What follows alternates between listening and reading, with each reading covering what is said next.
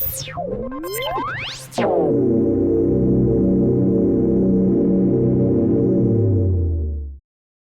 is your weekly report on corruption in the Philippine government.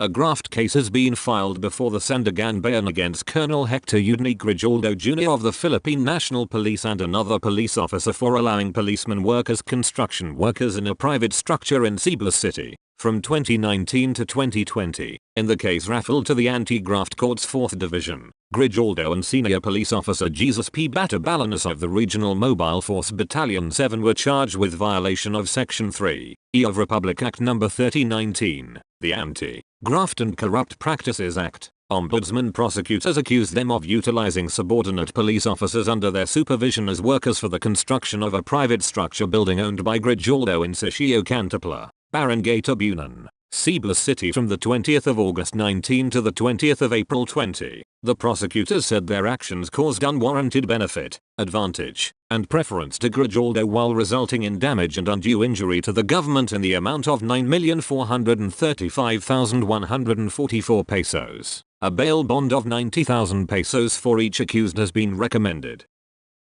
Police arrested a former army officer wanted for kidnapping after 19 years in hiding in Opal Town, Misamis Oriental Province on Monday, the 16th of February. The suspect with a 300,000 pesos reward for his capture, identified as Jack, was arrested on a warrant for kidnapping for ransom dated the 29th of June, 2007, issued by the Makati City Regional Trial Court Branch 145 with no bail recommended. Police Regional Office 10 Director Police Brigadier General Christopher N. Abrahano said the suspect and companions abducted a Filipino-Chinese businessman on the 24th of May, 2007 in Makati City. A 2 million pesos ransom was paid on the 2nd of June, 2007, but he was not immediately released. The victim was released on the 3rd of June, 2007 in Makati City and rescued by police. Several suspects were arrested or in follow-up operation. The suspects co-accused, 2 former soldiers, 1 police officer, and 3 other individuals, were convicted in 2018 and sentenced to reclusion perpetua by the Makati Regional Trial Court Branch 154 kidnapping for ransom. Abrahano commended operating units for their accomplishment. For 19 years he hid from the law, but justice has finally caught him up. His arrest closes a long-standing kidnapping case where his co-accused have already been sentenced to reclusion perpetua. This sends a clear message. Fugitives may run, but they cannot outrun justice, said Abrahano. The suspect is under the custody of the Cagayan de Oro City Police Office for proper disposition.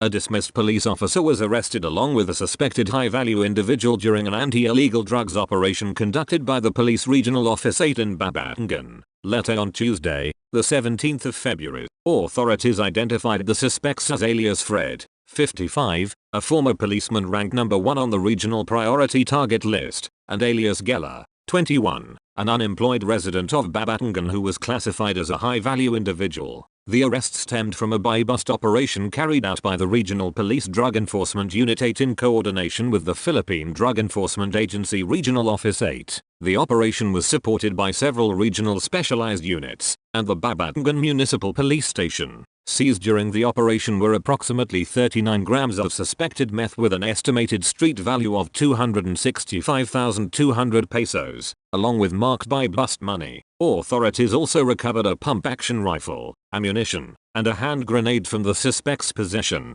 raising concerns over the potential link between illegal drugs and firearms. Brigadier General Jason Capoy, PRO8 Director, commended the operating teams for the successful operation, emphasizing the regional police's commitment to sustaining aggressive but lawful anti-drug efforts. I commend the team for their bravery and professionalism in this operation. Rest assured that PRO8 will continue to pursue those involved in illegal activities and ensure that they face the consequences of their actions, Capoy said in a statement. Authorities confirmed that all seized evidence was properly inventoried in the presence of the suspects and required witnesses in accordance with legal procedures. Appropriate criminal charges are currently being prepared against the arrested individuals. Police noted that the arrest of a former law enforcement officer underscores ongoing challenges in the fight against illegal drugs, as authorities continue to target both active networks and individuals previously linked to law enforcement or security sectors. A police officer was arrested after his multi-purpose vehicle crashed into 14 motorcycles and a sedan, hurting 21 individuals, in Taguig City, according to a police report. The incident occurred Monday night in front of a convenience store along Cayetano Boulevard in Barangay Tugtukan, Taguig City. The police report identified the MPV driver as an active police staff sergeant of the Philippine National Police Aviation Security Group. While traveling at the said location, the vehicle's brakes accidentally malfunctioned. In an attempt to avoid possible contact, the driver veered to the right, the police report explained. However, the brakes remained inoperative, causing the vehicle to hit other vehicles traveling on the right side. It added, 12 drivers and 9 passengers sustained various injuries and were taken to nearby hospitals for treatment, the police detailed. During inquiry, they collectively waived their rights to file charges against the MPV driver. In fact, each aggrieved party executed a written agreement to settle the damages incurred as a result of the incident, it noted. Nonetheless, the MPV driver's license was confiscated for violation of a city ordinance against reckless driving and his vehicle was impounded for safekeeping pending investigation. The MPV driver remained under the custody of the Taguig City Police Station Traffic Investigation Unit. The National Capital Region Police Office Public Information Office confirmed to the Inquirer in a text message. Meanwhile, according to the police report, several of the affected drivers had yet to submit their licenses, original receipts, and certificates of registration for the investigation, citing treatment for their injuries. Another barangay captain in northern Iloilo province was caught in an anti-drug operation over the weekend with nearly 1.5 million pesos worth of suspected shabu from his possession. Authorities identified the suspect as Capridan of Barangay Bondulan in San Dionisio town. Recovered from the 52-year-old suspect by the station drug enforcement team of the San Dionisio Municipal Police Station under Police Captain Maria Rosella Boonvenida was 222 grams of shabu. Capridan, who was arrested in his house, reportedly sourced shabu from Estancia town and distributed it in San Dionisio. Iloilo Police Chief Police Colonel Bayani Razalan lauded the San Dionisio MPS for arresting the suspect listed as a high-value drug supplier. Razalan thanked residents who provided information to the San Dionisio MPS, which took 2 years to conduct surveillance against the suspect. Capridan is the second barangay captain in San Dionisio arrested this year for alleged involvement in illegal drugs.